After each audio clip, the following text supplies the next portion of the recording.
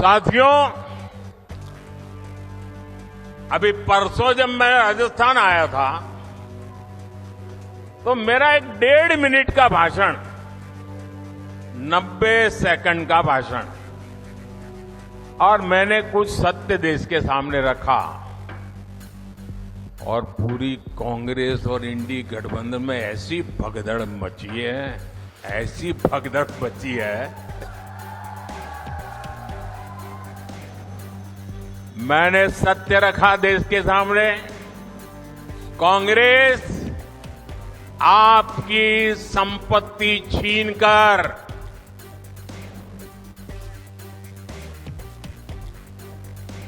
उनके खास लोगों को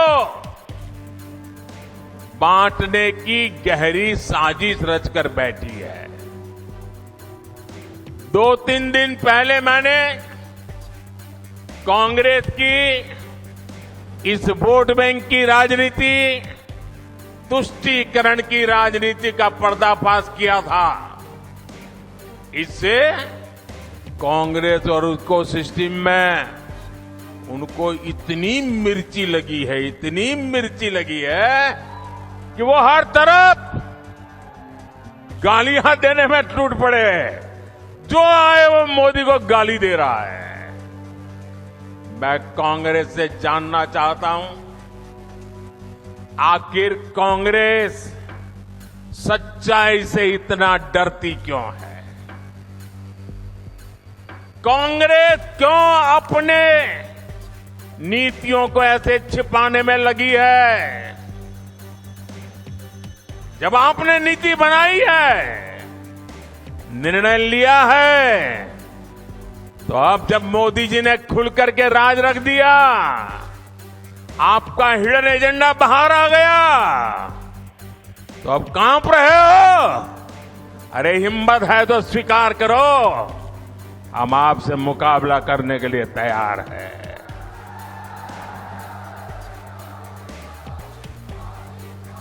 मैं ये बात देश को साफ साफ बताना चाहता हूं कि कांग्रेस वोट बैंक पॉलिटिक्स के दलदल में इतना धंसी हुई है कि उसे बाबा साहब के संविधान की भी परवाह नहीं है।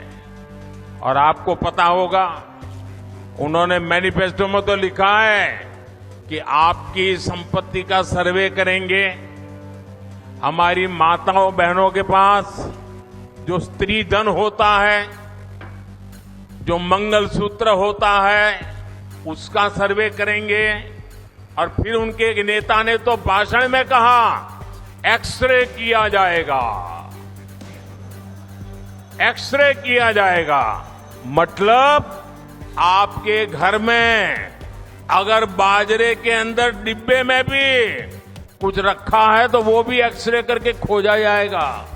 दीवार में कहीं रखा है तो उसको भी एक्सरे करके खोजा जाएगा। पूरा एक्सरे करने वाले की घोषणा की है और उनके नेता ने पब्लिकली कहा है। और फिर आपकी सारी संपत्ति, जरूरत से ज्यादा जो भी होगा वो उनका कब्जा करेगी उनकी सरकार, कहते हैं। साथियों, आज हनुमान जयंती पर आपसे बात करते हुए मुझे कुछ दिन पहले की एक तस्वीर भी याद आ रही है। हो सकता है आप में से बहुतों तक ये खबर नहीं पहुंची होगी। मीडिया का काम था ये बात पहुंचाए, लेकिन नहीं पहुंचाई होगी। वो तस्वीर है कांग्रेस के शासन वाले कर्नाटका की। कुछ दिन पहले वहां एक छोटा दुकानदार, उसको सिर्फ इसलिए बुरी तरह से पीटा गया, लहूलुहान कर दिया गया, क्योंकि वो अपनी दुकान में बैठे बैठे हनुमान चालीसा सुन रहा था। ये कांग्रेस की कर्नाटका की सरकार का काम देखिए। अपनी छोटी सी दुकान में एक गरीब आदमी भक्ति भाव से प्रभु हनुमान जी का स्मरण करते हुए हनुमान चालीसा सुन रहा था, उसको लहू लहान कर दिया गया। अब देखिए, कांग्रेस पार्टी ने संविधान के साथ, बाबा साहब आंबेडकर के दिए हुए संविधान के साथ किस प्रकार से खिलवाड़ करने की कोशिश की।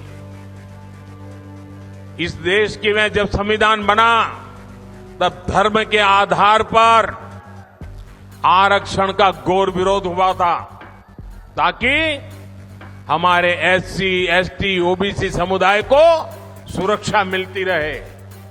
लेकिन उन्होंने, मनमोहन सिंह जी ने भाषण किया था और उस सभा में मैं मौजूद था मुख्यमंत्री के नाते, मुस्लिमों का देश के संसाधनों पर पहला हक है, ये मनमोहन जी का बयान है। और ये संयोग नहीं था और ये अकेला बयान नहीं था।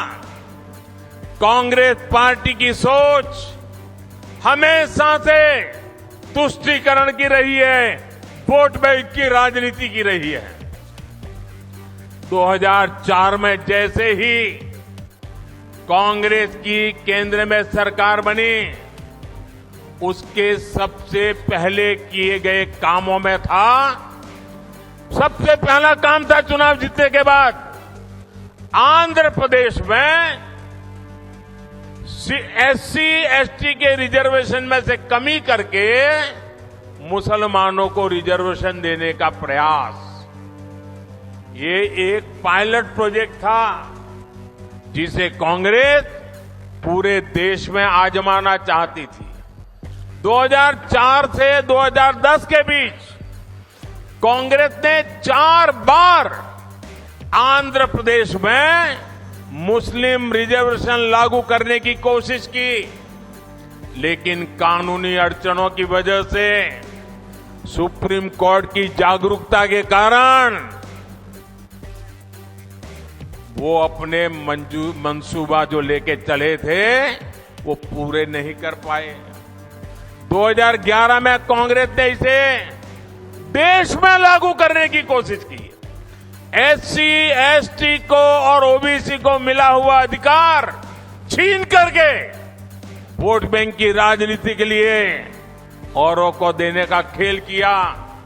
कांग्रेस ने इतने प्रयास ये जानते बूझते किए कि ये सब संविधान की मूल भावना के खिलाफ था, लेकिन कांग्रेस ने संविधान की परवाह नहीं की, बाबा साहब आंबेडकर की परवाह नहीं की। जब कर्नाटका की बीजेपी सरकार ने, जब हमें मौका मिला तो हमने पहला काम किया, उन्होंने जो एससी, एसटी से छीन करके मुस्लिम कोटा निकाला था उसको हमने खत्म कर दिया और जिनका हक था उनका हित सुरक्षित रखा।